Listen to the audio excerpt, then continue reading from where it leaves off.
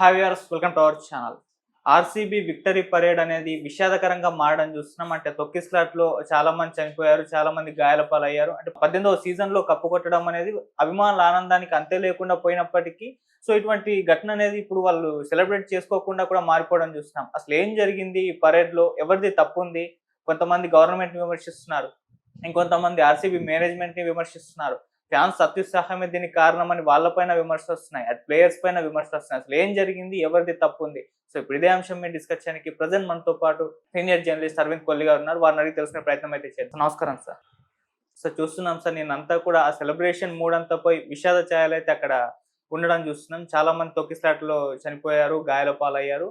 ఎందుకు ఈ పరిస్థితి వచ్చింది? అసలు ఏం జరిగింది సార్ అక్కడ? జనరల్ గా ఇట్లాంటప్పుడు ఒకళ్ళనొకళ్ళు బ్లేమ్ చేసుకోవటం అనేది చాలా సహజం. ఆ బ్లేమ్ గేమే ఇప్పుడు నడుస్తుంది. ఆ బ్లేమ్ గేమ్ పక్కన పెట్టి ఆలోచిస్తే ఇది ఒక కోఆర్డినేషన్ తోటి జరగాల్సినటువంటి ఈవెంట్.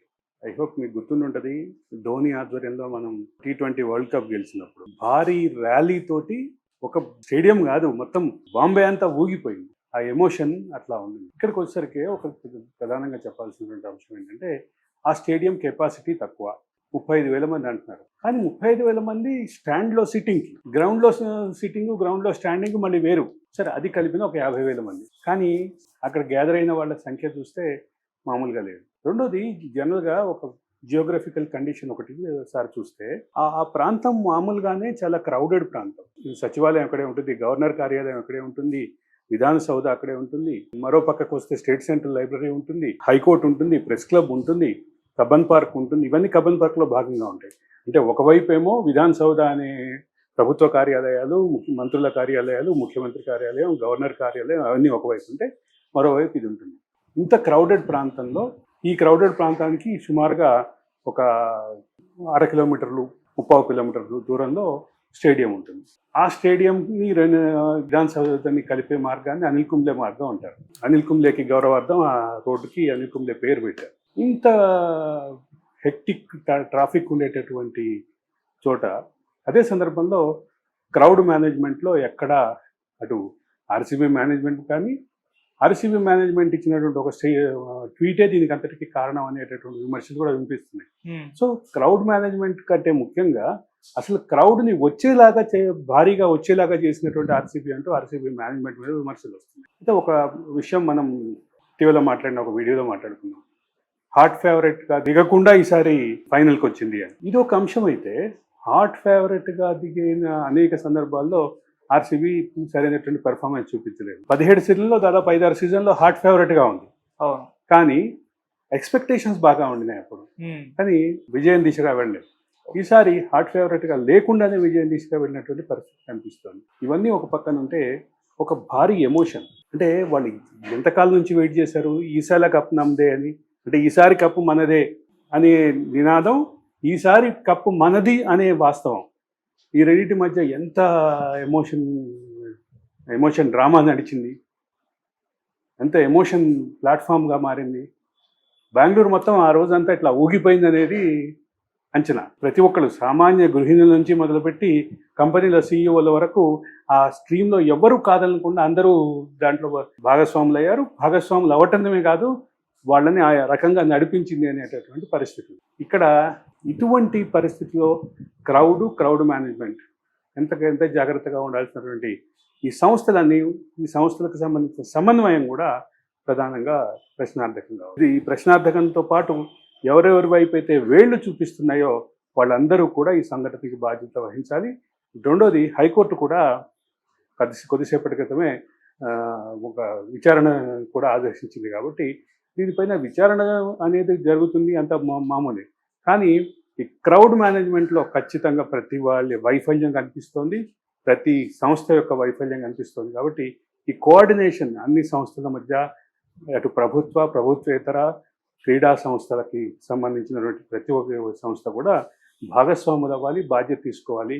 భవిష్యత్తులో ఇట్లాంటివి ఏవి జరగకుండా, ఇట్లాంటి క్రౌడ్ మేనేజ్మెంట్ లేకుండా జాగ్రత్త వహించాల్సిన అవసరం అయితే ఉందని చెప్పక తప్పదు. అంటే సార్, ఇక్కడ ఆర్గనైజేషన్ అంటే ఇప్పుడు ఎక్కువగా పొలిటికల్ టర్న్ తీసుకోవడం మనం చూస్తున్నాం. అంటే బీజేపీ కూడా అటు కాంగ్రెస్ ని విమర్శించడం, ఆల్రెడీ తెలంగాణలో కూడా ఒక సంఘటన మన సంధ్య థియేటర్ దగ్గర చూస్తాం. ఇక్కడ కాంగ్రెస్ కాంగ్రెస్ గవర్నమెంటే గవర్నమెంటే ఉంది, ఉంది. ఇప్పుడు అక్కడ కూడా కాంగ్రెస్ కాంగ్రెస్ గవర్నమెంటే గవర్నమెంటే ఉంది. ఉంది. సో దీని పట్ల కూడా విమర్శలు అయితే వినిపిస్తున్నాయి. ఎక్కువగా కాంగ్రెస్ గవర్నమెంట్ ఫోకస్ చేయలేదు, అసలు బ్యారిగేట్ అంటే లేవు. క్రౌడ్ మేనేజ్మెంట్ చేయకపోవడానికి కాంగ్రెస్ అధికారంలో ఉండటమే కారణం అని బీజేపీ నుంచి అవును. విమర్శలు వస్తున్నాయి. మరి ప్రయాగ్రాజ్లో ఏం జరిగింది, ప్రయాగ్రాజ్లో ఏం చేశారు అని కౌంటర్ కాంగ్రెస్ నుంచి విమర్శలు వస్తున్నాయి. ఈ రాజకీయపరమైన విమర్శలు, రాజకీయపరమైనటువంటి ఈ రకమైనటువంటి ఆరోపణలు వీటి గురించి కాదు ప్రస్తుతం మనం ఆలోచించాల్సింది.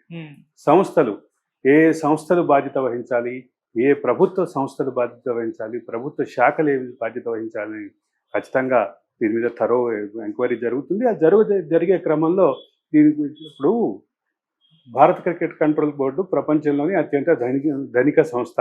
అవును. భారత కంట్రోల్ బోర్డు నిర్వహించినటువంటి ఒక లీగ్ మ్యాచ్ ఐపీఎల్ చివరికి బీసీసీఐ మాకు సంబంధం లేదని చేతులెత్తేస్తుంది. బీసీసీఐ చేతులెత్తేసే క్రమంలో జరుగుతున్నటువంటి అక్కడి నుంచి మొదలు పెడితే తమ బాధ్యత నుంచి తప్పుకున్న వాళ్ళ గురించి వాళ్ళ బాధ్యతను ఫిక్స్ చేయాల్సినటువంటి అవసరాన్ని ఈ ఘటన ముందుకు తెచ్చింది. ఓకే, అది చెప్పక తప్పదు. సరే, అభిమానుల గురించి ఒకసారి మాట్లాడుకుందాం సార్. అంటే అది 35,000 మంది కెపాసిటీ ఉన్న ప్రాంతం, కాకపోతే దగ్గర దగ్గర 3 లక్షల వరకు వచ్చారని చెప్తున్నారు. ఇక్కడ 35,000 అనే మాట వింటుంటే బహుశా ఆ స్టేడియం సిట్టింగ్ కెపాసిటీ 35,000 అయ్యొచ్చు. అవును. అది కాకుండా మధ్యలో గ్రౌండ్లో ఇంకో 1,00,000 మంది పడతారు అది కదా అనుకున్నా. 3 లక్షల మంది రాక అనేది ఖచ్చితంగా అనూహ్యమే. దానికి కారణం అంటే ఇప్పుడు దానికి ఈవెంట్ని నిర్వహించే క్రమంలో పరేడ్ ఉందా, పరేడ్ లేదా అనేటటువంటి కన్ఫ్యూజన్ ఒకటి కనిపిస్తోంది. అవును.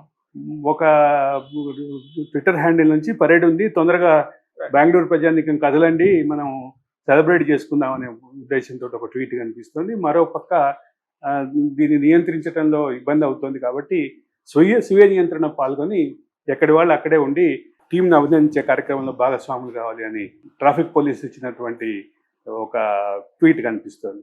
ఈ రెండింటి మధ్యలో కనిపించేటువంటి విషయం ఏంటంటే సమన్వయ లోపం అనేది చాలా క్లియర్గా కనిపిస్తుంది.